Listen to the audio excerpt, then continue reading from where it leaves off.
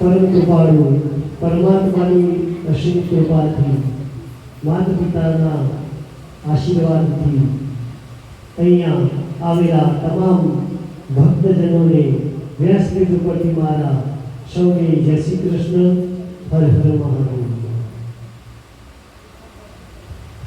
ગઈકાલની વાર્તામાં આપણે જોઈ ગયા કે સુદેવનો વિલાપ પુત્ર માટે કેવો હતો. એક દિવસ એ સુખદેવને થયું કુવાના કિનારે કે ચલો હું મારા પુત્રોને છેતરું. છેતરવાના આશયથી એ પાણીનો થોડાક સમય માટે અંદર ડૂબે રહ્યો, પરંતુ વધારે ઊંડે જવાથી બહાર નીકળી શક્યો નહીં, જેથી એ મરણ પામ્યો. એના મરણના સમાચાર માતા પિતાને મળ્યા. માતા પિતા બહુ દુઃખી થયા, દુઃખમાં વિલાપ કરવા લાગ્યા પુત્રના દુઃખમાં. પટેલ વાર્તામાં પણ આપણે જોઈ ગયું કે ભગવાન જ્યારે લેવા આવ્યા ત્યારે પટેલે બધું સર્વસ્વ ગાળ્યું હતું. ગાંધ જિલ્લા સાથે બધું પરમાત્માને આપી દીધું. પરમાત્માને એમને વૈકુંઠનો વાસ કરાવ્યો.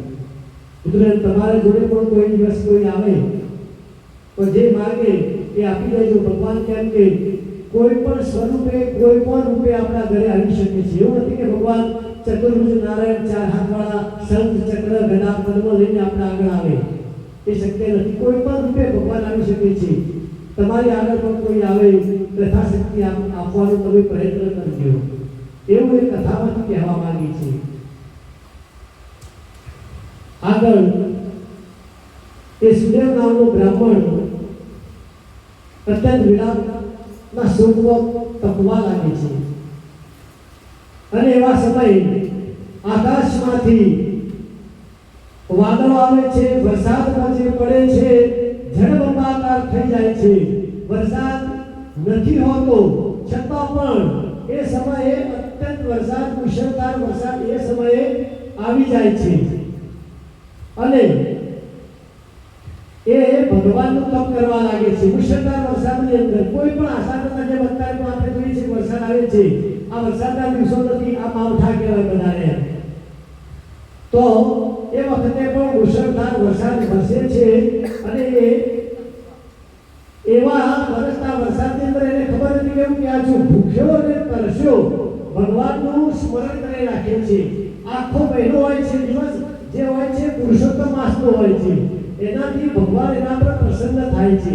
પુરુષોત્તમ માસની અંદર એને તો કઈ ખબર હોતી નથી કે શું છે શું નથી, કેમ કે પોતાના પુત્રને પોતાના ખોળાના અંદર બેસાડીને એ ખૂબ જ ઉદન કરવા લાગતો છે. ભગવાનનું સ્મરણ આખો મહિનો અજાણે નિરાહાર રહી અને પોતે તપ કરે છે, અજાણે તપ કરે છે.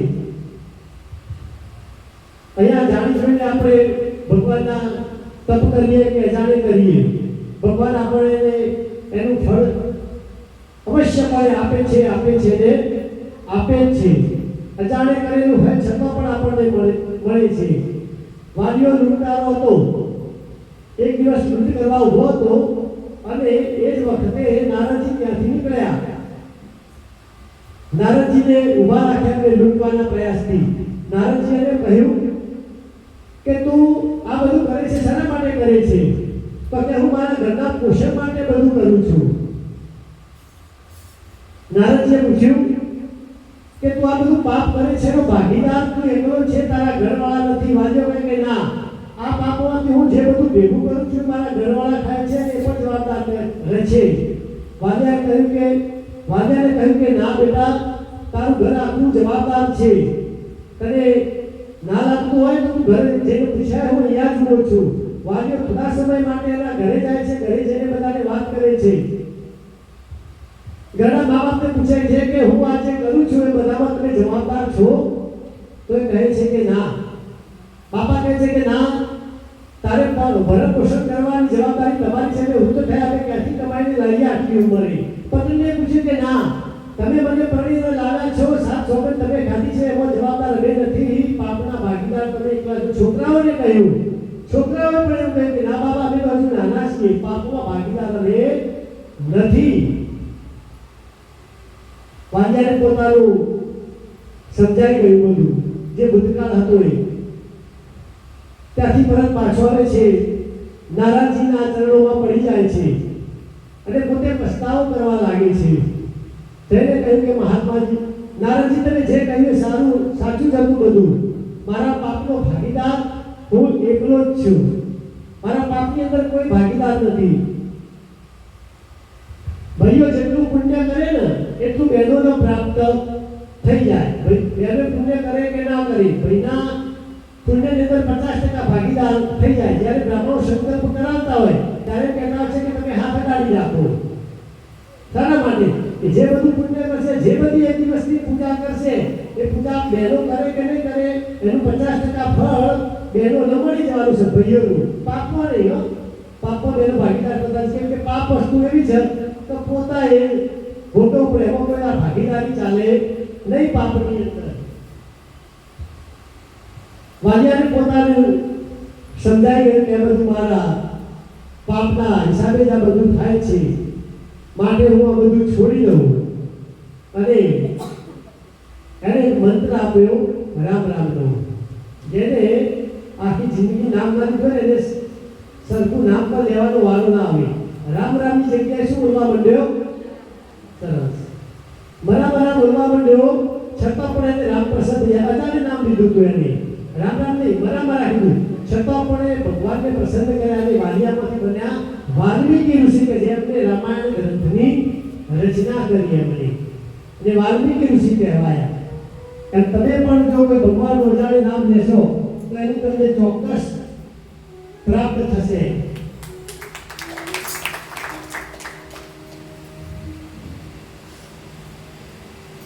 એવું કહેવાય છે કે ધનાની ભૂમો પ્રસવસ્ત ગોષ્ઠે ભાર્યામ ગૃહદ્વારે જનસ પ્રસાદે દેહે સ્થિતાયમ પરલોક માર્ગે કર્માનિ જીવસ્ચ ભોગ એક. કે ધન અને ભૂમિ મનુષ્ય ગમે એટલું ભેગા કરશે એના મૃત્યુ પછી સાથે આવવાનું નથી. ગમે એટલા 100 કરોડ 200 કરોડ હોય, 100 તોલા સોનું કે 200 તોલા સોનું ત્યાં સુધી રહેશે, ત્યાંના ત્યાં જ પડ્યું રહેશે. બેંકમાં બેલેન્સ હશે એ પણ સાધારણ ખસવાનું નથી. તમે 100 વીઘાના ખાતેદાર હશો તો પણ તમારી સાથે જમીન 1 વીઘો આવવાની નહીં આવે, અડધો વીઘો, 1 ફૂટ 1 વેલ નહીં આવે, એ પણ સાથે આવતી નથી. આપણી પત્ની ગમે એવી હોય, કચ્યારી હોય, સારી હોય, સુંદર હોય, સુશીલ હોય, સંસ્કારી હોય, આપણે મળ્યા પછી એ પણ આવશે સાથે નહીં આવે. એ પણ ગમે તું કહેશે કે હું તમારા પાછળ બધું કરીશું, કે તમારી પાછળ હું આવીશ, પણ કોઈ દાડો મેં તો લાકડો જોયો નથી. આ કળિયુગની અંદર, સતયુગમાં અલગ વાત છે. એ પત્ની પણ લોકો આપણી સાથે નહીં આવવા દે, એ પણ ક્યાં આવશે? ગૃહદ્વારે, ઘરના દરવાજા સુધી એને પણ લોકો આપણા પાછળ રોકશે. પત્ની પણ સાથે આવતી નથી. મિત્રો આપણા ગમે એવા હોય, સારા હોય કે ખોટા હોય એ પણ ક્યાં આવે સ્મશાન સુધી આપણને મૂકવા આવશે મિત્રો સારા હોય તો સારા ખરાબ હોય તો ખરાબ સારા ખોરાની પરખ સાચા ખોટાની પરખ પણ કરવી હોય મિત્રો તો કરી જોજો એક વખત મિત્રોને ખાલી એટલું જ કહેજો દિવસે મળે તો કે મારે 5000 રૂપિયાની જરૂર છે સાંજે ફોન કરું તો મને તું આપજે આટલું ખાલી તમારે કહેવાનું અને સોજે ફરી પાછો એમનો ફોન કરવાનો 5 વાગે ફોન કરવાનો રિંગ વાગે ના ઉઠાવો બીજી વખત તો સમજી લેવાનું કે આ મિત્ર ખાલી સ્વાર્થનો જ છે કે એવા પૂરતો જ છે કે તું મને કે જે કામ હોય તો એ પણ નહીં આવે ફોન નહીં ઉઠાવે અડધી રાતે પણ તમારું તમે કહેશો ને કામ છે તો નહીં ઉઠાવે એટલે ખબર પડી જશે કે 5000 પૂછી ના માગશે એ પણ તમારી સાથે નહીં આવે મિત્રો પણ ધનાની ગૃહો પ્રસવસ્ત ગોષ્ઠે ભાર્યામ ગૃહદ્વારે જન સ્મશાને દેહેશ્ચિતાયમ પરલોક માર્ગે આપણી આ કાયા ગમે એટલી હોય 5.5 ફૂટની કે 6 ફૂટની ગમે એવા પાવડર વાપર્યા હોય ફેરેન્સ લવલી વાપરી હોય પોન્ડ્સ વાપર્યા હોય ગમે એવા ફેસ વોશ વાપર્યા હોય છતાં પણ આપણું શરીર આપણી સાથે આવવાનું નથી એ ક્યાં સુધી આવશે એ આપણી ચિતા સુધી જ આવશે સાથે આવવાનું નથી સાથે આવશે કર્મનું જીવસ્ત ભોગ એક આપણું કર્મ જ આપણી સાથે આવશે સારું કર્યું હશે તો પુણ્ય સાથે આવશે ખરાબ કર્યું હશે તો પાપ સાથે આવશે માટે મિત્રો સમજી વિચારીને ભગવાનને જેટલું થાય એટલું જમણા હાથે પુણ્ય કરજો એ જ સાથે તમારા આવશે નહીં તો બધું જ આ ગમે એટલું હશે કરેલું બધું અહીંયા એમના એમ રહેવાનું છે કોઈ પણ સાથે કશું આવવાનું નથી આપણે સિકંદરને જાણીએ છીએ આખી દુનિયા એને ઉપર એને વિજય મેળવ્યો હતો આખી દુનિયા જીત્યો હતો સિકંદર જ્યારે એનો સમય આવ્યો ને ત્યારે સિકંદરે એમ કહ્યું હતું કે જ્યારે મારો અંતિમ જનાજો નીકળે ને ત્યારે મારે 2 હાથ મારા ખુલ્લા રાખજો કેમ કે આ દુનિયાને ખબર પડે કે આખી દુનિયા જીતવા વાળો સિકંદર આજે ખાલી હાથે જઈ રહ્યો છે મારા જનાજાની આગળ મારું સૈન્ય તમે પાછળ રાખજો મારા સૈન્યને દુનિયાને ખબર પડે કે આટલું મોટું સૈન્ય હતું છતાં પણ એ સૈન્ય અહીંયા રહીને સિકંદર ખાલી હાથે જઈ રહ્યો છે મારા ડોક્ટરો હકીમો વૈદ્યો એ બધાને મારા આગળ રાખજો કેમ કે એને મોટા હકીમો ડોક્ટરો વૈદ્યો હતા છતાં પણ એને બચાવી શક્યા નથી સિકંદર આપણે એમ કહેવા માંગે છે કે કશું આવ્યા નતા ખાલી હાથે આવ્યા છે ખાલી હાથે જવાનું છે કશું લઈને આવ્યા હતા નહીં કશું લઈને પણ જવાનું નથી તો મિત્રો સમય મળે તો ભગવાનનું ભજન કરી લેજો સાથે કશું જ આવવાનું નથી એમ આપણ સુદેવ પોતાનો વિલાપ કરવા લાગે છે પુત્ર મોહ નથી છતાં પણ પુત્ર પ્રાપ્તિ માટે એને તપ કર્યું પુત્ર મળ્યો ખરા પણ એ પુત્ર એના નસીબમાં નહોતો તો ભગવાને પાછો એને લઈ લીધો એને આપણે એજામિલની વાર્તામાં પણ જાણીએ છીએ એજામિલની વાર્તામાં પણ એવું જ છે કે એજામિલના નસીબમાં પુત્ર નહોતો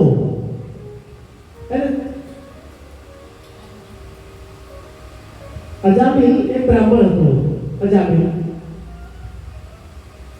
એનું કાર્ય એવું હતું કે લૂંટફાટ કરવી ચોરી કરવી કોઈ સારું કાર્ય કરવું નહીં જમણા હાથથી કોઈ પણ સારું કરવું નહીં એવો જ એનો સિદ્ધાંત હતો એક દિવસ બન્યું એવું કે એ વનમાં જતો રહ્યો અજામિલ બ્રાહ્મણ અને ગામની અંદર એક સંતોની ટોળી આવી સંતોની ટોળી આવી એટલે ગામના લોકોને પૂછ્યું કે ભાઈ અહીંયા કોઈ બ્રાહ્મણનું ઘર છે મારે બપોરનો સમય થયો છે તો મારે ભોજન કરવું છે ત્યારે બધા ગામમાં સરખા ના હોય થોડા ઠઠ્ઠા મસ્કરી વાળા હતા એમને બતાવ્યું કે આપણો ભગત રોહિત છે એના ઘરે જાવું ખબર હતી એમને કે ઘર કેવું છે છતાં પણ એ સંતોની ટોળીને એમના ઘેર એમને મોકલ્યા સંતો સુતા એના ઘરે ગયા ઘરે જઈ એમની પત્નીને વાત કરી કે અમે સંતો છીએ હરિદ્વાર ફરવા જઈએ છીએ, અમારે બપોરનો સમય થયો છે, ભોજન કરવું છે અમારે, તમે એમને ભોજન આપો. એની પત્ની સારી હતી, કેમ કે સારું મહાત્મા સંતો તમે બેસો, હું તમારા માટે જમવાનું બનાવું છું. થોડા સમયમાં જમવાનું એ તૈયાર થઈ ગયું. જમવા બેઠા સંતો આરામથી હરિહર કરી દીધા. જમી હાથ ધોઈને ઊભા થાય છે. ઊભા થઈને એની પત્નીને કહે છે, એની પત્ની એ વખતે સગર્ભા હોય છે, એટલે સારા દિવસો જતા હોય છે. ઊભા થઈને કહે છે કે તમે શ્રાવણ મહિનાની અંદર તમે સંતોને જમાડ્યું, પરંતુ તમારું જમાડ્યું ત્યારે જ વ્યર્થ ગણાશે કે જ્યારે તમે એમને જમ્યા પછી દક્ષિણા આપો. કેમ કે સંતોને જમાડીએ તો ભેટ પૂજા એમની કરવી પડે. તમે કેટલી દક્ષિણા આપો અમને. જ્યારે આટલું કહેવા જાય છે ને એટલામાં તેનો પતિએ જામી અંદર આ વાતને સાંભળી જાય છે અને સંતોને કહે છે કે સંતો, તમને જમાડ્યા ને એ જ તમારા માટે સારું છે. નહીં તો તમારા હાથમાં જે કમંડળ છે ને એ પણ હું લઈશ. માટે તમે પ્રેમથી જતા રહો.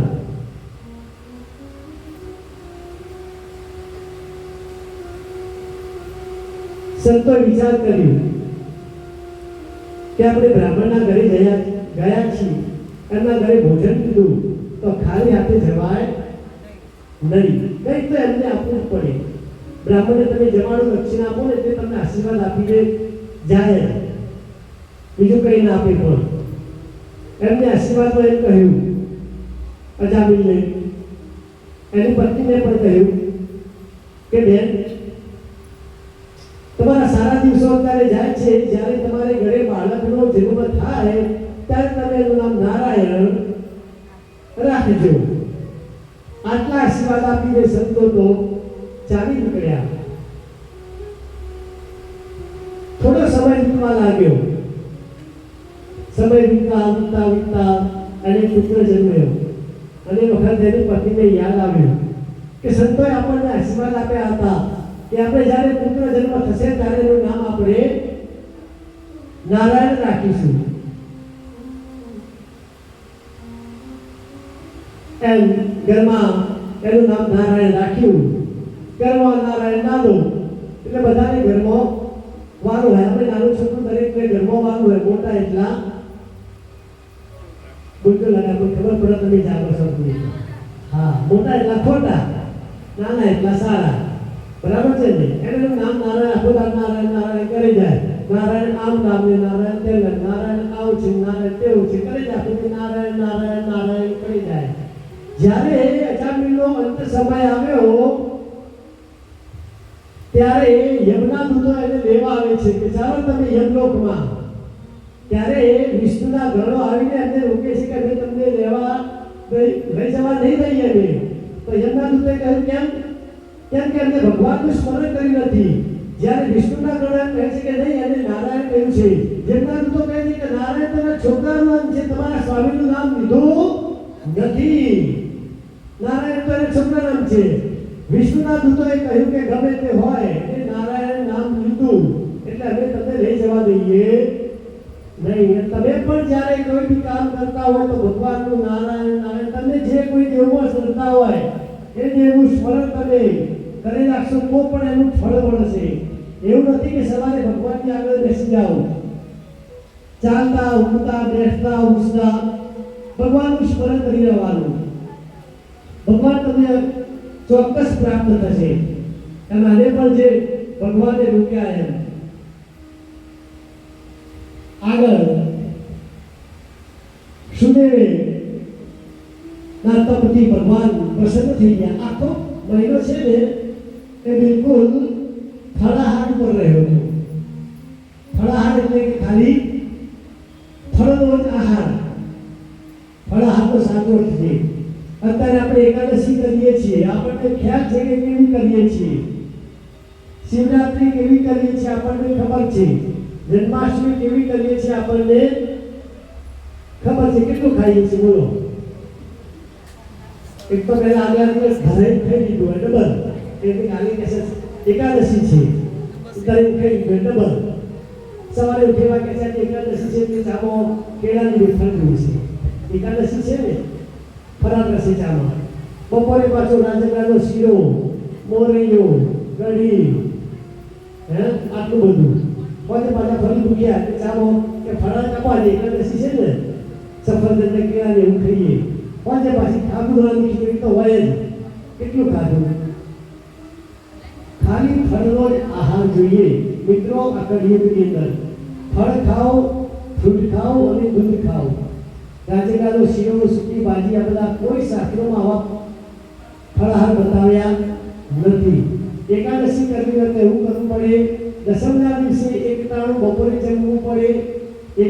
11ના દિવસે નિર્જળા રહેવું પડે અને 12ના દિવસે સાંજે એક ટાઈમ જમીએ તો એ સાચી એકાદશી કરી કહેવાય. આટલું બધું ખાધું હોય તો કે એને કાળી એકાદશી કરી કહેવાય. એકાદશી કરી ખાલી ફળનો જ આહાર રાખો. પહેલાના જમાનાની અંદર આપણે ઋષિ મુનિઓ હતા, બધા 200 વર્ષ જીવતા હતા. સના હિસાબે જંગલમાં રહેવાનું, પ્રભુનું ભજન કરવાનું, ફળ અને દૂધ, ગાય હોય એનું દૂધ લે અને વૃક્ષો વાવેલા હોય અંદર બગીચાની અંદર, એ ખારા ફ્રૂટ જ ખાવાના. 200 વર્ષ જીવતા હતા. અત્યારે આપણે આ બધું મંચુરિયન ને પીઝા ને ખાઈને આપણા વર્ષ એટલા ઘટા દીધા, 60 થી 70 વર્ષ. 100 વર્ષના પણ આયુષ્ય આપણે પ્રાપ્ત કરી શકતા નથી.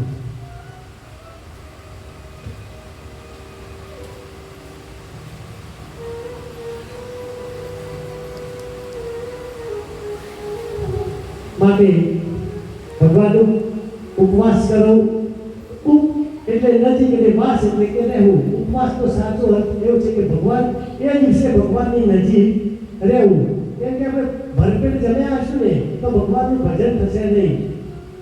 ભૂખ્યા પેટે જ ભગવાનનું ભજન થાય. માટે ઉપવાસ કરો તો એવું કરજો.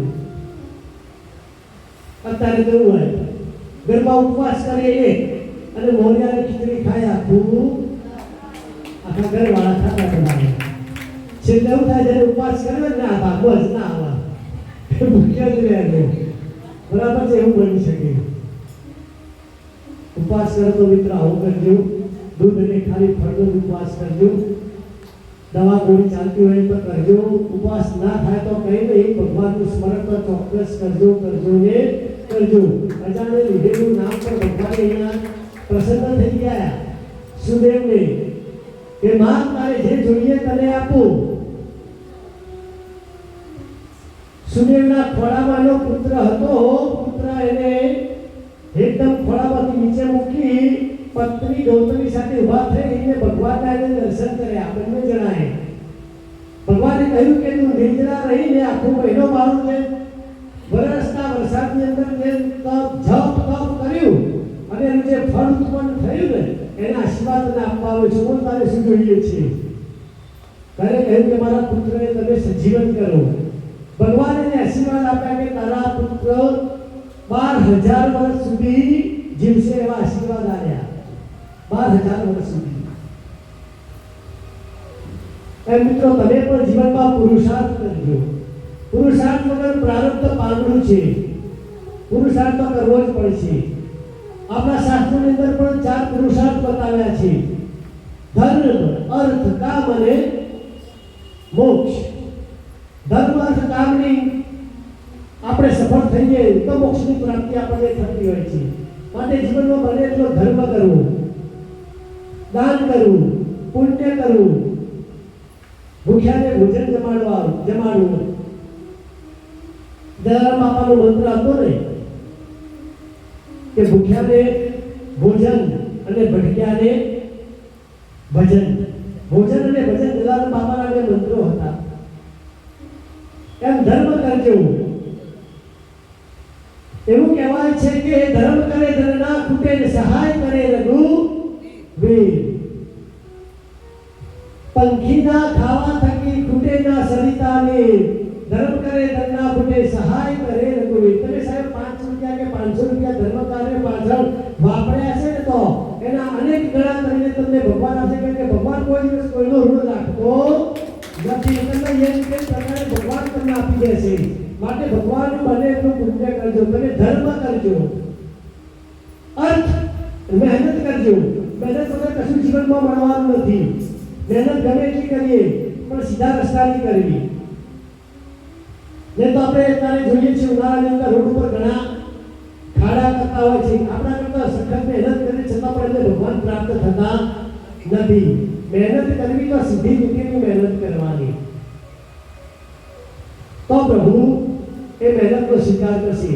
આપણા જન્માક્ષરની અંદર કે આપણે ભાગ્ય કુંડળીની અંદર ગમે એવો લક્ષ્મી યોગ થતો હોય પણ જો આપણે મહેનત નહીં કરીએ ને તો એ ફળ કશું મળવાનું નથી. માટે મહેનત તો કરવી જ પડશે. થાળીમાં ગમે એવો કોળિયો પડ્યો હોય તો ખાવા માટે હાથ લંબાવવું પડશે. એમ આપણી હાથની અંદર ગમે એવી ભાગ્ય રેખા હોય છતાં પણ શું મહેનત તો કરવી જ પડશે. એમ તમારે અર્થ એટલે કે આર્થિક ઉત્પાદન માટે તમારે એને કર્મ કરવું પડે છે. કામ એટલે તમારે લગ્ન કરવા પડશે, છોકરાની બધી જવાબદારી પણ તમારે બધી નિભાવવી પડશે. ધર્મ અર્થ કામ આ બધું તમે સંપૂર્ણ રીતે પાર પાડો એટલે મોક્ષની પ્રાપ્તિ તમને થાય અને થાય. આ છે આપણા 4 પુરુષાર્થો મિત્રો. માટે બને એટલું તમે ભગવાનનું ભજન કરજો.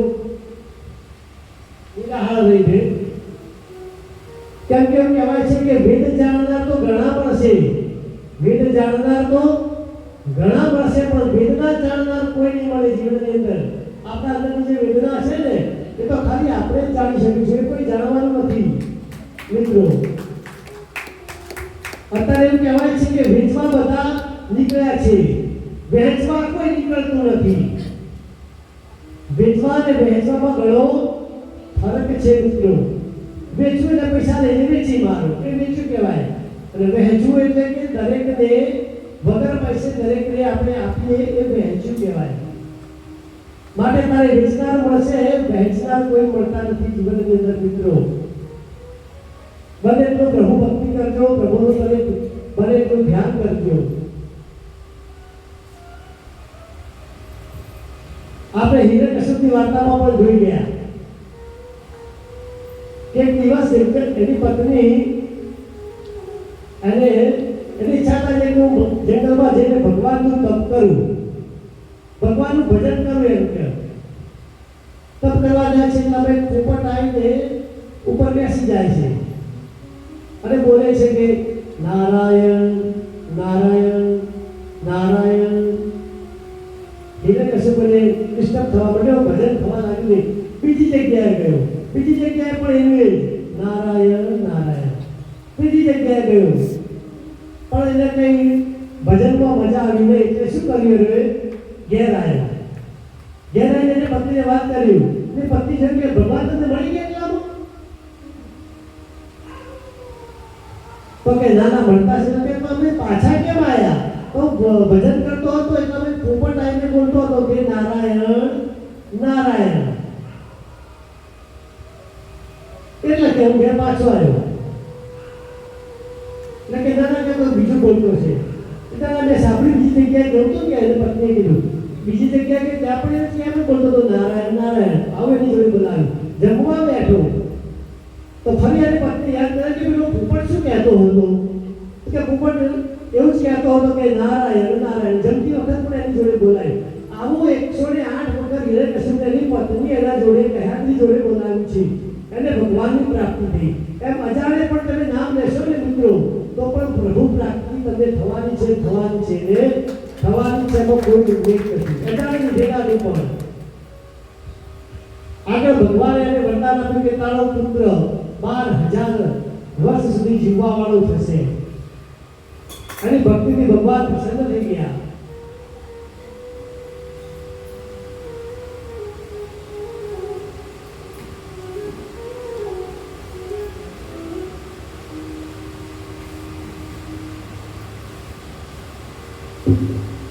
અને કહ્યું કે તારો પુત્ર એવો બનશે કે જેથી ગાંધર્વો માનવો એવો પણ એ પુત્રના કર્મથી બધા દર્શાશે એવો પુત્ર તારો થશે.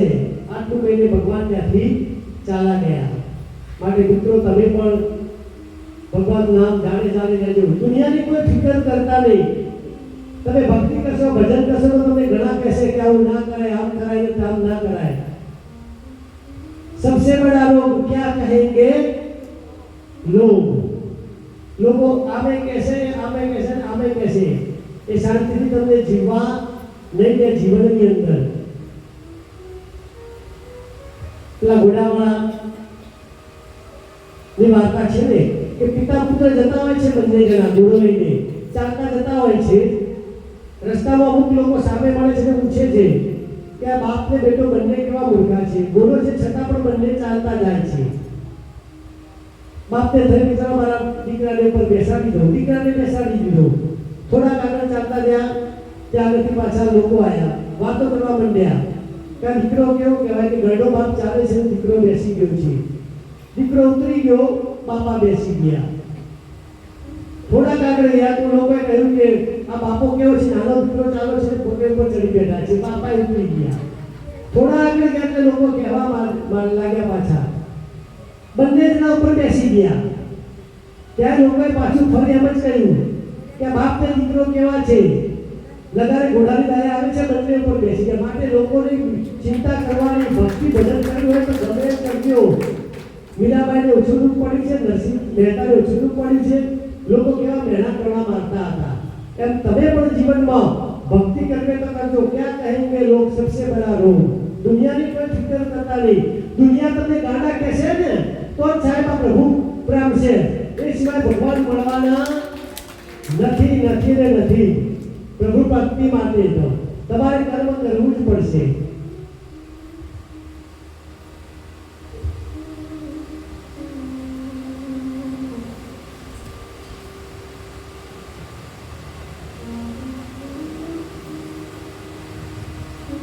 આગળ ભગવાન એને આશીર્વાદ આપ્યા કે તારું 16,000 વર્ષ સુધી આયુષ્ય મળશે. એવા ભગવાન એને આશીર્વાદ આપે છે. શબરીબાઈને પણ એમ કહેવાય છે કે વૃદ્ધાવસ્થામાં પડ્યા હતા. ધ્રુવને તો માત્ર 6 મહિનાઓ તપ કરવાથી ભગવાનની પ્રાપ્તિ થઈ હતી. કે જંગલમાં જઈને દ્વાદક્ષરી મંત્ર કર્યો હતો કે ઓમ નમો ભગવતે વાસુદેવાય. 6 મહિનાની અંદર પ્રાપ્ત થયા હતા. આપણે તો 6 વર્ષથી અને 60 વર્ષથી કરી છે, છતાં પણ પ્રભુ મળ્યા નથી. શાસ્ત્રમાં લખ્યું છે કે ત્રિવિધ માસે નિર્વિધ પક્ષે કોઈ સારો યજ્ઞ કર્યો કે સારું કાર્ય કર્યું હોય ને તો 3 સેકન્ડની અંદર ભગવાન મળે, 3 મિનિટની અંદર ભગવાન મળે, 3 કલાકની અંદર ભગવાન મળે, 3 દિવસની અંદર ભગવાન મળે, 3 અઠવાડિયાની અંદર ભગવાન મળે, 3 પખવાડિયાની અંદર ભગવાન મળે, 3 મહિનાની અંદર ભગવાન મળે કે 3 વર્ષની અંદર, નહીં તો 3 જન્મે પણ ભગવાન તમને ફળ આપે છે આપે જ છે. ભગવાન તો આપવા માટે બેઠા છે. પણ એ માટે આપણી ભક્તિ નિસ્વાર્થ ભક્તિ હોય છે. ફળની આશા નહીં રાખવાની. અત્યારે તો લોકો ફળની આશા પહેલા રાખે કે ભગવાન તમે જો મારું આટલું કામ કરશો તો તમારા 5 દીવા કરીશ કે 5 પાછળ તમને ભરીશ. તમારી ફળની આશા મિત્રો નહીં રાખો. તમે ફળ તો ઉપરવાળો આપવાનો જ છે. ભગવાનની બને એટલી તમે પ્રભુ ભક્તિ કરજો. એમાં 12,000 વર્ષનું આયુષ્ય ભગવાને આપ્યું. માર્કંડ મુનિ એમનું આયુષ્ય કેટલું હતું? માર્કંડ મુનિનું માત્ર 7 વર્ષ. 7 વર્ષનું આયુષ્ય લઈને માર્કંડ મુનિ જન્મ્યા હતા. એટલે ખબર હતી કે મારું 7 વર્ષનું આયુષ્ય છે. એટલે શું કર્યું? એને પ્રભુ ને પ્રસન્ન કર્યા. મહાદેવજીને એને પ્રસન્ન કર્યા. એટલે મહાદેવજી પ્રસન્ન થઈ અને 7ની જગ્યાએ 27 વર્ષનું આયુષ્ય કર્યું. એને પણ ઘોર તપ કરી અને એને ચિરંજીવી બન્યા છે માર્કંડ મુનિ. એક શ્લોક આવે છે કે સ્વસ્થામાં બલિર્વાસો હનુમાનશ્ચ વિભીષણઃ કૃપઃ પરશુરામશ્ચ સત્ય તે ચિરંજીવિનઃ સત્ય સ્થાન સ્મરે નિત્યમ માર્કંડે તથા સ્વમ જ્વેતસ્તરશોપી અપમૃત્યુ વિવર્જિત. આ 7 શ્રેષ્ઠ વ્યક્તિઓના નામ લઈને ઘરેથી નીકળીએ ને વાલા ભક્તો તો પણ રસ્તામાં ક્યારે પણ એક્સિડન્ટ જેવા યોગો બનતા નથી કે અકાળે મૃત્યુ પણ આવતું નથી. શાસ્ત્રમાં બતાવ્યા છે. અસ્વસ્થામાં એક તો બલિરાજા કે જેને માતાનું સ્વર્ગ મળ્યું. બીજા વ્યાસ મુનિ વ્યાસજી જે વેદોની રચના કરી, ગ્રંથ લખ્યો વ્યાસજી, અશ્વત્થામા બધી નિવાસો, હનુમાનજી છે ચોથા નંબર કળિયુગની અંદર છે ને સાહેબ, ઝડપી ફળ આપવાવાળા જે હોય કળિયુગની અંદર તો હનુમાનજી મહારાજ છે. એની ઉપાસના કરજો તરત ફળ મળી જશે, બીજા દેવો કરતા પણ. અચર અમર છે, તો મૃત્યુ શાસ્ત્રોમાં લખ્યું નથી. વિભીષણ એમનું પણ મૃત્યુ બતાવ્યું નથી. અને કૃપાચાર્ય છે. ઘરે પણ આમંત્રણના નામ લઈને નીકળીએ ત્યારે કોઈ પણ દિવસ એક્સિડન્ટ જેવા યોગો બનતા નથી. મિત્રો, ભગવાનનું સ્મરણ કરજો અને કહેજો કે તો દેહને પાડીશ અથવા દેવને પામીશ. તો સંકલ્પ મનમાં રાખજો, પ્રભુ તમને અવશ્ય પ્રાપ્ત થશે થશે અને થશે.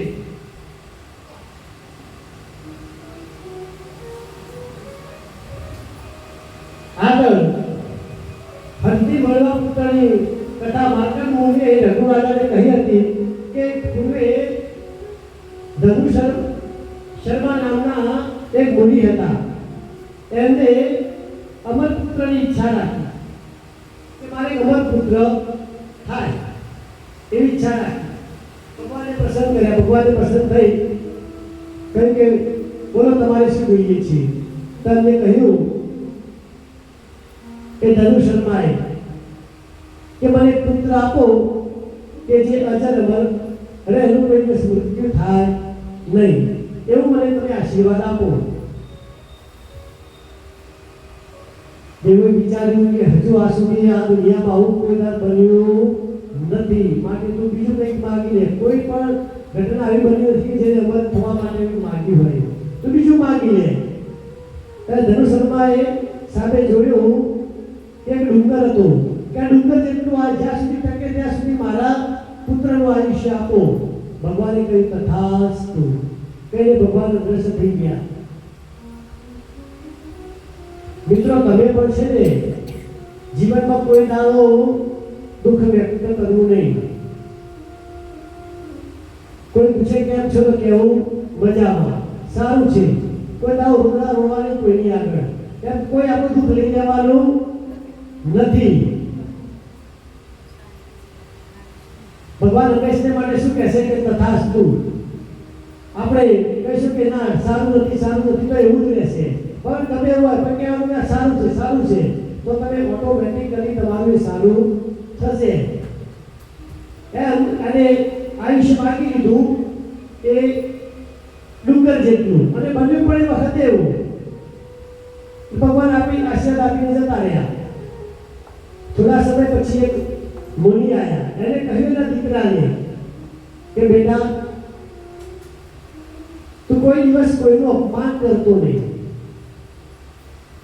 તું કોઈ દિવસ કોઈનું અપમાન કરતો નહીં, એ તો અપમાનથી તારું મૃત્યુનું કારણ તારું બનશે.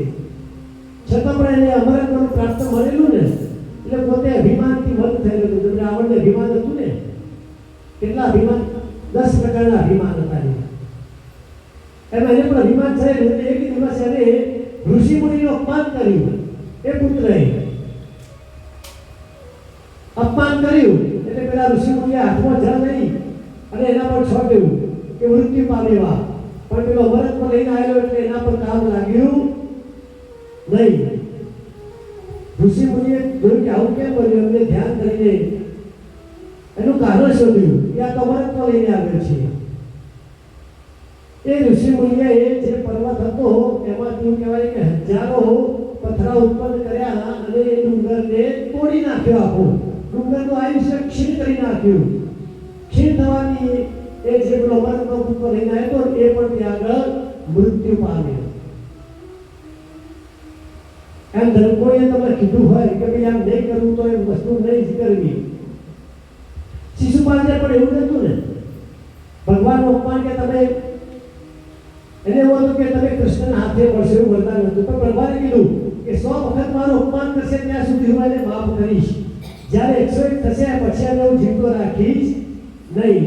ભરી સભામાં એને ભગવાનનું 100 વખત અપમાન કર્યું. 101 વખત કરવા જાય છે ત્યારે ભગવાને સુદર્શન ચક્રથી એના મસ્તકનો શિશુપાલનો વધ કર્યો હતો. અને કોઈ દિવસ કોઈનું અપમાન કરવું નહીં બને તો એના અપમાનથી જે પુત્ર હતો એ પણ નાશ પામ્યો. કેમ કે એ પુત્ર પણ હરથી મેળવેલો હતો.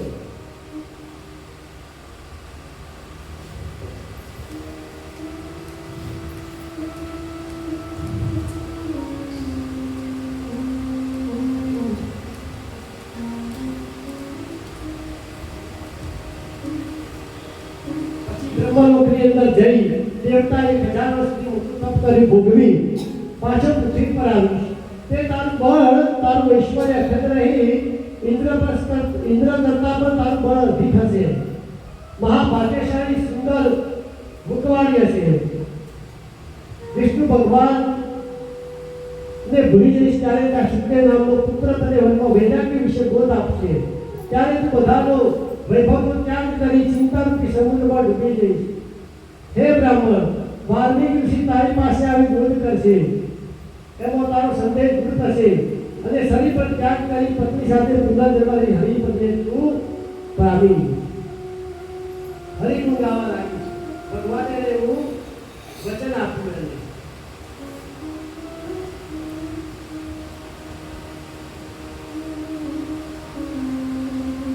મારે એવું કહેવાય છે કે કોઈ દિવસ કોઈનું અપમાન કર્યું નહીં. એને અપમાન કરવાથી અત્યારે ઘણી વખત જોઈએ છીએ આપણે દુનિયાની અંદર તો બહેનોને બપોરે સવા જમ્યા પછી આરામ કરવાનો સમય હોય, કોઈ ભિક્ષુ ભિક્ષા લેવા આવે ને ત્યારે ઘણા અપમાન કરતા હોય છે કે હટ્ટા કટ્ટા જેવું છે, મજૂરી કરી ખાય એવું, અને ભીખ માંગે છે, શરણ નથી આવતી. કોઈ દિવસ અપમાન કરાય નહીં કે અતિથિ પણ ભગવાન તરીકે આવી શકે. એ આપણા જોડે સંદેશો લઈને આવે છે કે ગયા જન્મની અંદર મારી જોડે ઘણું રાજપાટ હતું, પુણ્ય દાન કરવાનું હતું, મેં દાન પુણ્ય કર્યું નથી એટલે આ જન્મની અંદર મારે ભીખ માંગવાનો વારો આવ્યો. માટે હોય તો આપું, એ તો બે હાથ જોડવા નહીં. કોઈ દિવસ તિરસ્કાર કરાય નહીં એનો. અને અહીંયા પણ એ તિરસ્કાર કરે, મુનિનું અપમાન કરવાથી એ પુત્રનો નાશ પામે.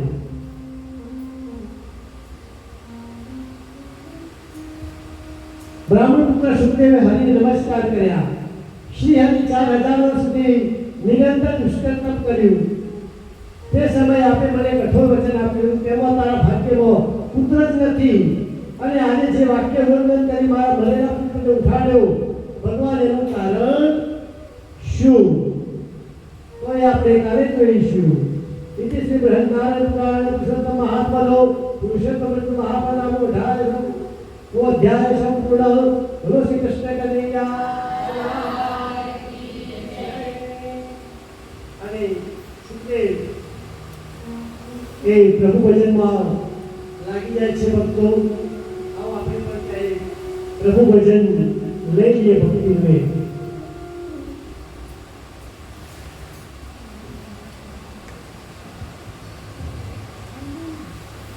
રાજા રણ છોડ તારું ભૂખડું રે કે ભૂલી જવા. રાજા રણ છોડ તારું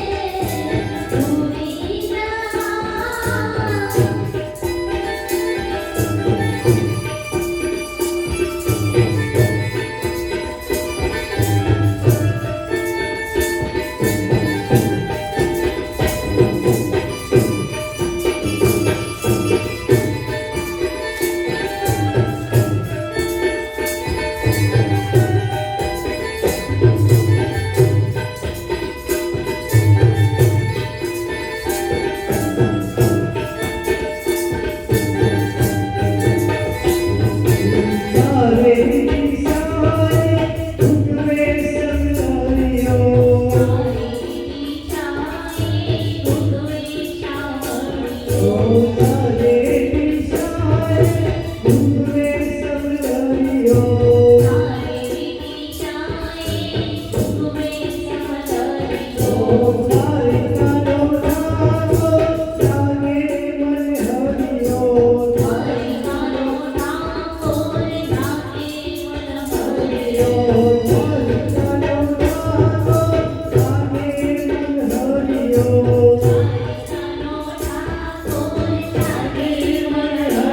Oh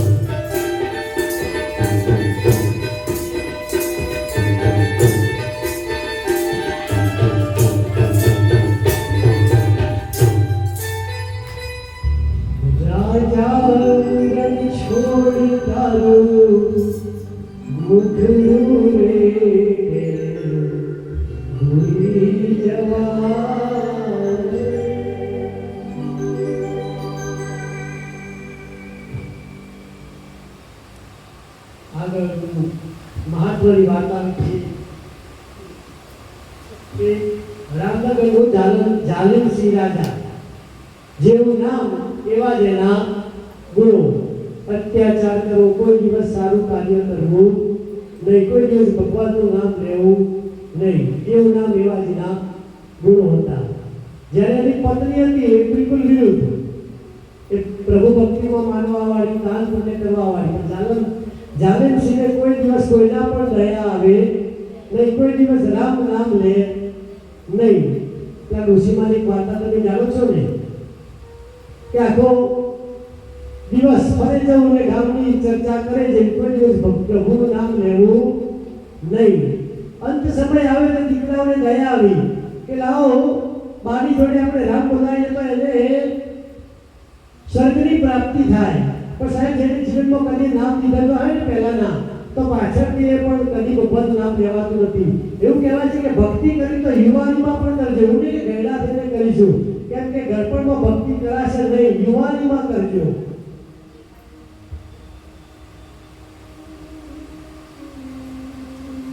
કારણ કે ઋષિમાએ પણ કીધું કે ચલો રામનું નામ લેવાય. દીકરાએ બાજુમાંથી એક રામભાઈ નામના માણસને લઈને આગે, બોલો આનું નામ શું?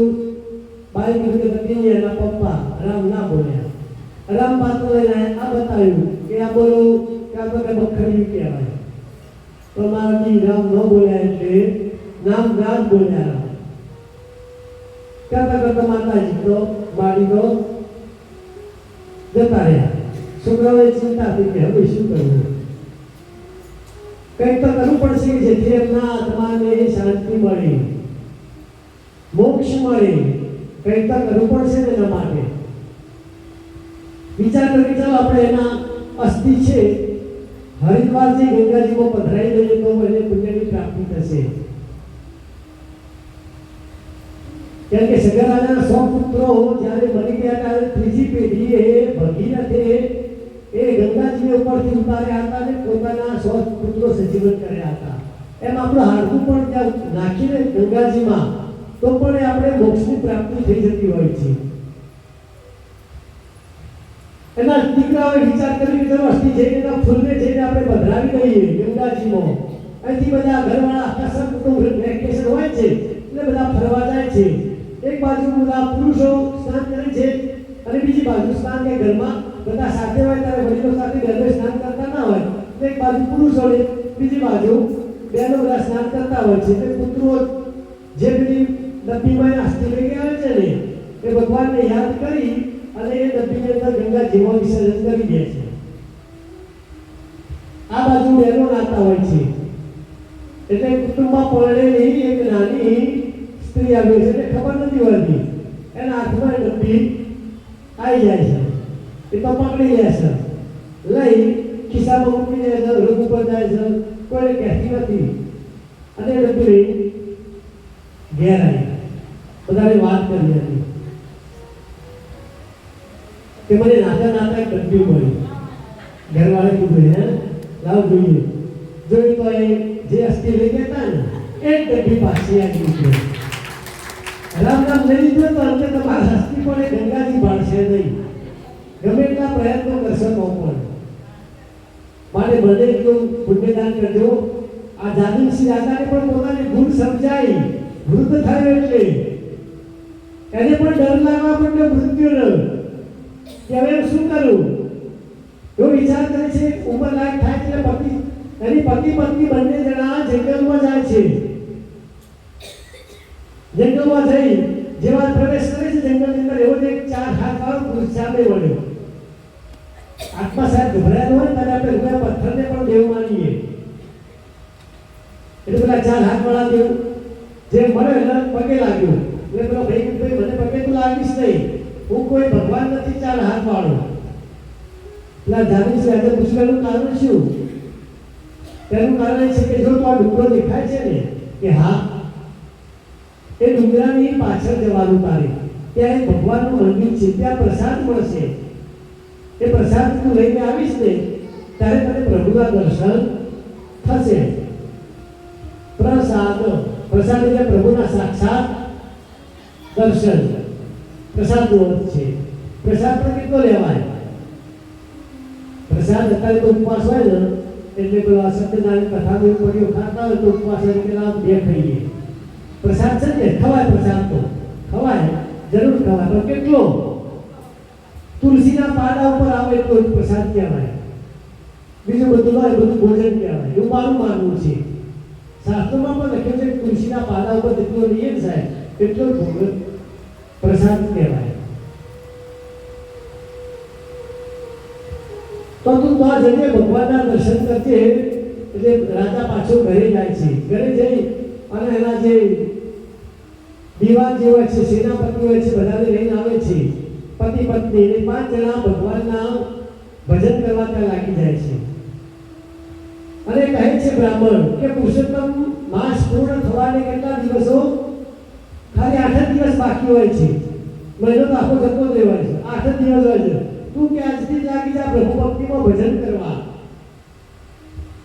અને 8 દિવસ ત્યાં આગળ રાજા બેસી જાય છે પ્રભુ ભક્તિ પુરુષોત્તમ ભગવાનનું વ્રત કરવા માટે. અને 8મા દિવસે ભગવાને પ્રગટ થઈને એને કહ્યું કે તું જે માંગે તને આપી દઉં.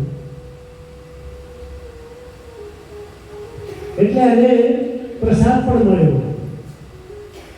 ભગવાને પ્રસાદ જેવો આપ્યો એવા બધાના 4 હાથ થઈ ગયા.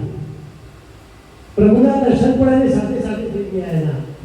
માટે પ્રભુ ભક્તિ ગમે તેવી હોય હજુ પણ ઘણા દિવસો એને તો 8 જ આપણે બધું ઘણા બધા બાકી છે દિવસો. માટે મળે તો પ્રભુનું ભજન કરજો. પ્રભુનું ભજન કરી લેજો. હજુ પણ સમય ઘણો બાકી છે મિત્રો. એ જીવનમાં એક પણ પુણ્ય કર્યું હતું છતાં પણ એને પશ્ચાતાપ થયો કે હું ભગવાનનું વ્રત કરું. પશ્ચાતાપ પ્રાયશ્ચિત જીવનમાં કરવાનું હતું. અજાણે કરેલા પાપોને છે ને કબૂલા ભગવાનની આગળ કરશો તો એમાંથી તમને મુક્તિ જરૂર મળશે. જાણી જોઈને જે કર્યા છે તો કર્મ આપણે ભોગવવાના જ છે. એક અંગારો પડ્યો હોય એ અંગારા ઉપર આપણે જાણી જોઈને પગ મૂકીએ કે અજાણે મૂકીએ એના પર પડવાના જ છીએ આપણે. એક પુનિત મહારાજે સરસ લખ્યું છે કે આ પસ્તાવો વિપુલ જળ સ્વર્ગમાંથી ઉતર્યું છે. પાપી તેમાં ડૂબકી રહીને પુણ્યશાળી બને છે. ખાલી અંતઃકરણથી પણ આપણે જો પાપનો પસ્તાવો કરીશું તો પણ પાપમાંથી આપણે મુક્ત બનીએ. રાજાને પસ્તાવો થયો તો પાછળથી એને બધું કર્યું ખોટું કર્યું અને છેવટ છે ભગવાન એને ભજવા લાગ્યા અને ભગવાન એને પ્રાપ્ત થયું. વૈકુંઠમાં એને પ્રાપ્ત થઈ ગયું.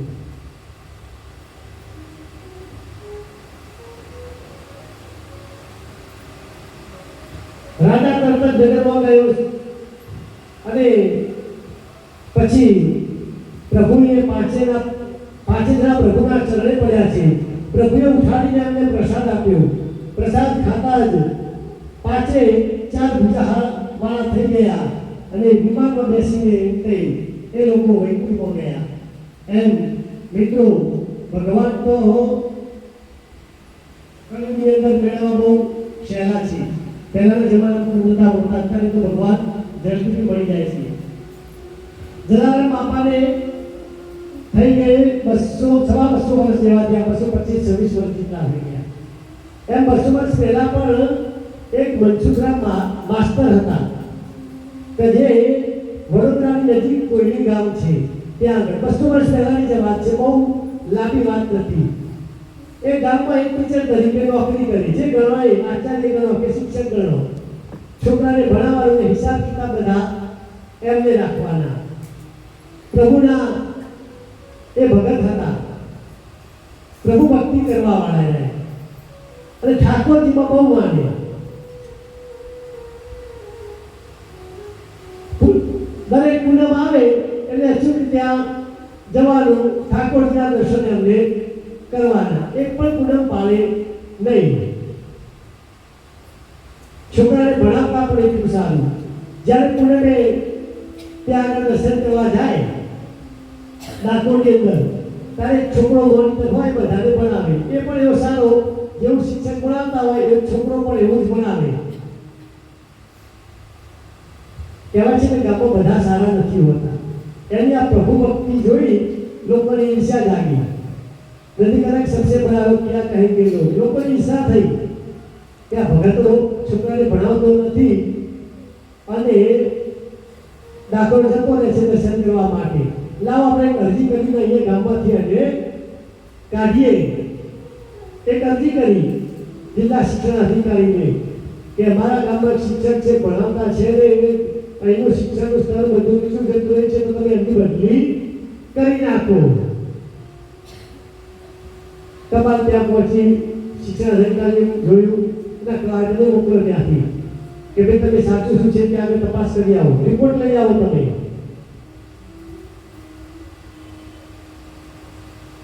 ક્લાર્કે આવીને ગામમાં જોયું અને એક ટ્રેન હતી કે સવારે વડોદરાથી ઉપડે ને બપોરે 11 વાગે ત્યાં કોઈની ગામમાં આવે. 11 બેનોએ જે હતા એના ક્લાર્કે આવ્યા, જોયું ગામની અંદર 11 વાગ્યા હતા એટલે પ્રાર્થનાનો સમય હતો. છોકરા અને મનસુખરામ માસ્ટર એવા તલ્લીન થઈ ગયા કે અમને ખબર પણ પડી નહીં. એમ ભગવાન જ્યારે આપણે પ્રાર્થના થતી હોય ને ત્યારે આપણે ધ્યાન કરીશું, બધા આપણે બેસેલા એમ એને જોઈ અને ક્લાર્કને લાગ્યું કે અહીંયા શિસ્ત સારી છે. જઈને જોયું, છોકરાઓને બધું જોયું, છોકરાઓને પ્રશ્નો પૂછ્યા તો પણ બધું આવડ્યું. એટલે લાગ્યું કે ભાઈ આજે કોઈ અરજી કરી છે, ખોટી અરજી કરી છે, એ તો મને કોઈ લાગતું નથી કે ના ભણાવતા હોય. એટલે એમને જે આ વર્તન જોઈ અને ક્લાર્કે ₹3 પગાર વધારી દીધો. સારું કાર્ય જોઈને એમનું આ તો રિપોર્ટ કાર્ડ બધો તપાસ્યો, છોકરાની ઓટો તપાસી, સારું લાગ્યું એને. જતા રહ્યા. એટલા ગામવાળા જોયું કે આ કંઈક લાંચ આપી લાગે છે, ગમે તે હોય. થોડા સમય પછી બીજાને મોકલ્યા. બીજા આયા અધિકારી, એ તપાસ કરી અને એ જોયું એટલે તમારે ₹5 પગાર વધારી દીધો સાહેબ. બોલ્યા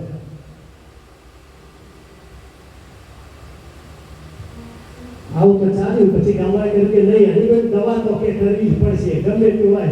આ બધા એના હગાવાલા આવે છે, પગાર અહીં પગાર વધારી બધા જતા રહી છે. એક કામ કરો, જો કેલેન્ડરમાં જોજે પૂનમ ક્યારે છે, જોતું પહેલા તારીખ જોઈ લે પૂનમની. ને પૂનમે કહે છે કે ગામવાળા જોઈ છે કે આ તારીખે પૂનમ છે, પૂનમના દિવસે જ બોલાવો. એટલે પૂનમના દિવસે માસ્ટર અહીંયા હશે નહીં. એટલે દર પૂનમ ભરવા ડાકોર જતા હતા અને એ દિવસે પૂનમના દિવસે બને છે એવું સવારે 11ની ગાડી જે આવે છે તે ગાડીમાં મનસુખરામ માસ્ટર ડાકોર જવા નીકળે છે. એ જ ગાડીની અંદર ત્યાંથી જિલ્લા શિક્ષણ અધિકારી પોતે ત્યાં આવે છે. આ વસ્તુ સાચી છે કે ખોટીની તપાસ કરવા માટે ગામની અંદર કોણ સાચું, કેટલું સાચું, સત્ય બહાર લાવવા માટે પોતે આવે છે.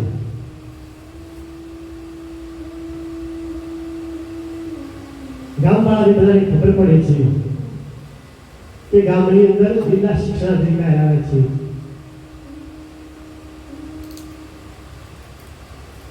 આ વાતની ખબર એમની પત્નીને પણ પડે છે. બહુ દુઃખી થાય છે.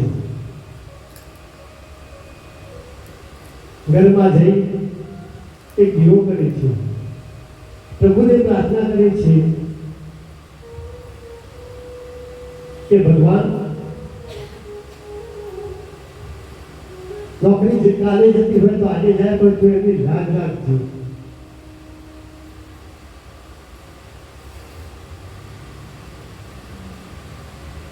અને ભલે છે મનસુખરામ માસ્ટર ડાકોરમાં જાય છે. જ્યારે ડાકોરનો ઠાકોર એ સ્કૂલમાં આવે છે. ભક્તો 11 વાગે જિલ્લા શિક્ષણ અધિકારી સ્કૂલમાં આવે છે. જોઈએ છે મનસુખરામ માસ્ટર ત્યાં હોય છે. આજે એ તો જોકે ત્યાં હોય છે, પણ એનું દુઃખ લઈને ભગવાન પોતે આવ્યા હોય છે. સવારની પ્રાર્થના થતી હોય છે, આંખો બંધ કરી. જ્યારે આંખો ખોલે પ્રાર્થના પતે ત્યારે પેલા જિલ્લા શિક્ષણ અધિકારી ને જોઈ છે, કહે છે મનસુખરામ માસ્ટર કે સાહેબ તમે મને કીધું હોત તો હું તમને રેલવે સ્ટેશન લેવા આવત. કે નહીં, તમે બેસો તમે. એ પણ પ્રાર્થનાથી મોહિત થઈ ગયા હતા. ગામ લોકો પણ એની સાથે આવ્યા. કહેવા લાગ્યા કે આ તો ભગતનો નાટક કરે છે. તમે છોકરાઓને પ્રશ્ન પૂછો. બધા છોકરાઓને પ્રશ્ન પૂછ્યા, છોકરા પણ કડાક જવાબ આપવા માંડ્યા. એનો જે પ્રશ્ન પૂછે ફટ ભેજવા, જે પ્રશ્ન પૂછે ફટ ભેજો. ગામવાળી કે નહીં, આવા પ્રશ્નો તમે હેલા મને શું કામ પૂછો છો? તો બધા આવડે એવા છે. ત્યારે સાતમાનો પ્રશ્ન ચોથા છોકરાવાળાને, ચોથા ધોરણમાં ભણતા છોકરાને પૂછ્યો કે રામે કંસને માર્યો સમય કયો હતો?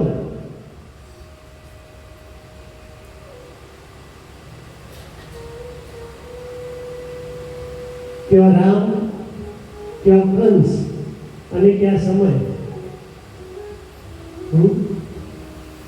રામે કોને માર્યો તો? રાવણને. અને કંસને કોને માર્યો તો? કૃષ્ણએ. અને નરસિંહ મહેતા કહે છે કયો સમય હતો?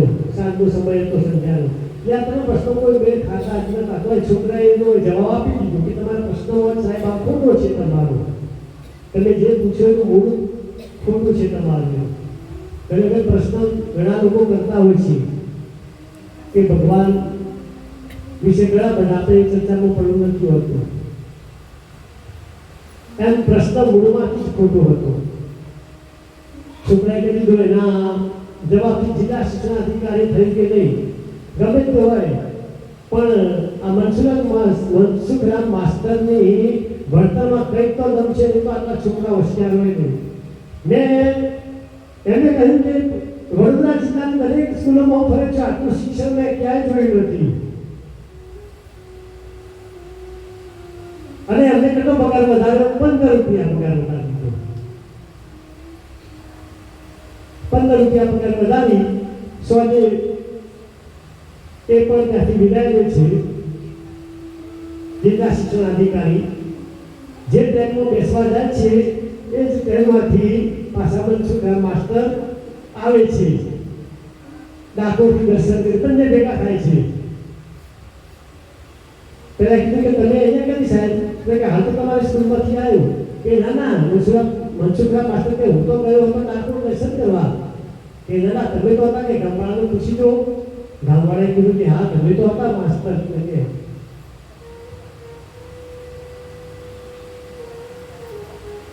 મનસુખરામ માસ્ટરે કહ્યું કે સાહેબ મને કાગળને પેન આપો. મારે નોકરી નથી કરવી.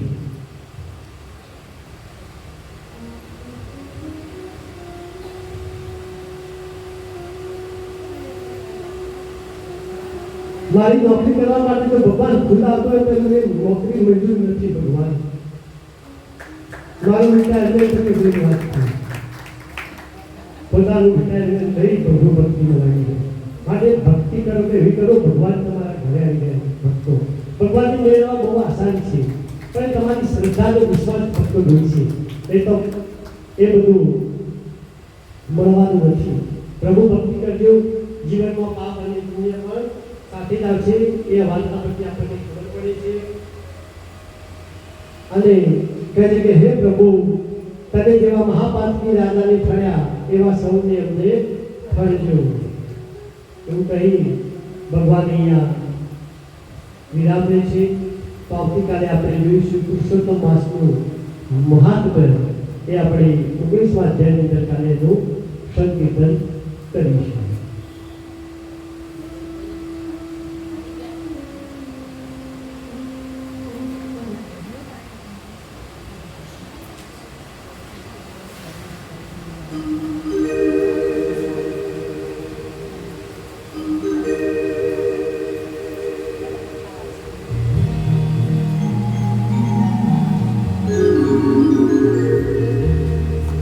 ડાકોરના ઠાકોર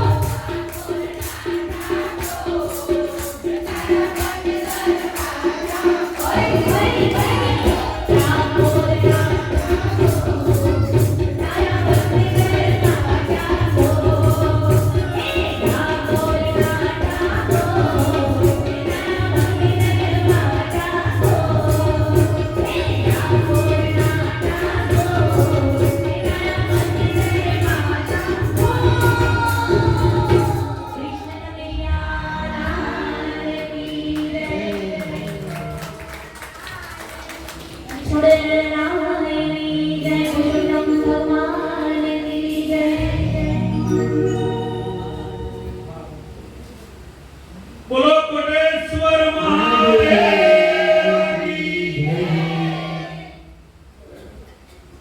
બેન જેને ગળતેશ્વર મહાદેવ જવાનું હોય તેમને અલકાબેન જોડે નામ લખાવી મોબાઈલ નંબર આપી અને પૈસા આપી દેવાના।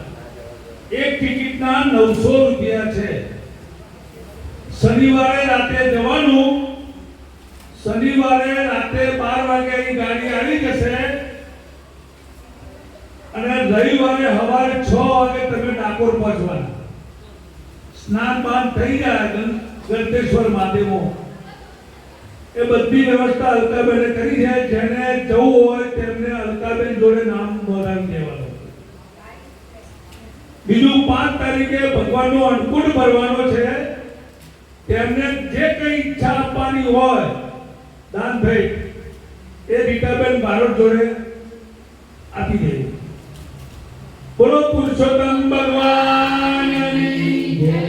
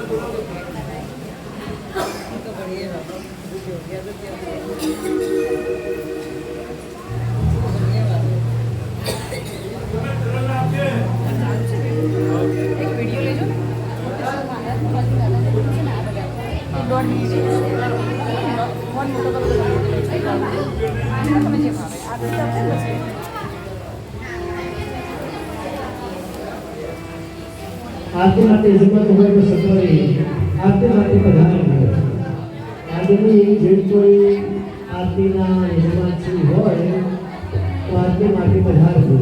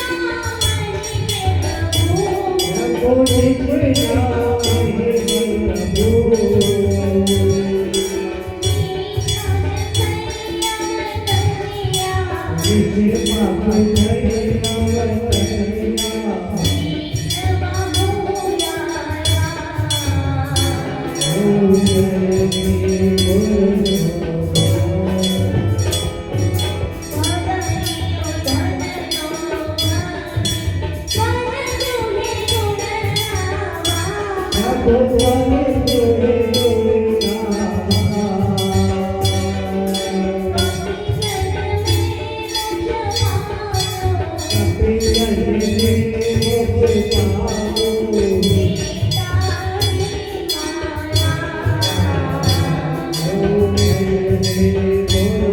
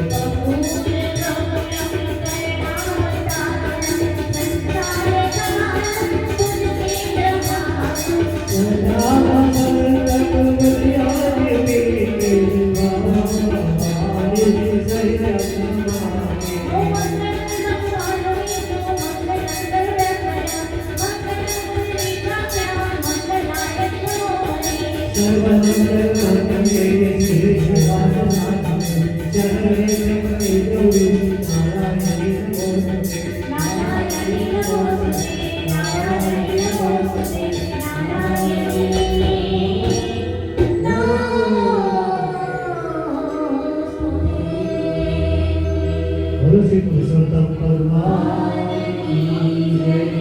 કોટેશ્વર મહાદેવ હરિ ઓમ નમઃ પાર્વતી પતયે હર હર મહાદેવ હર હર જમ દેશ્ય હસ્તે દેવનમ દેવનમ દેવનમ સર્વદેવનમ સર્વદુષમ દેવનમ જે કોઈને પણ આવતીકાલે પ્રસાદના યજમાન બનવું હોય કે મહાઆરતીનો પણ જે કોઈ યજમાનોએ લાભ લેવાની ઈચ્છા હોય તો મહારાજ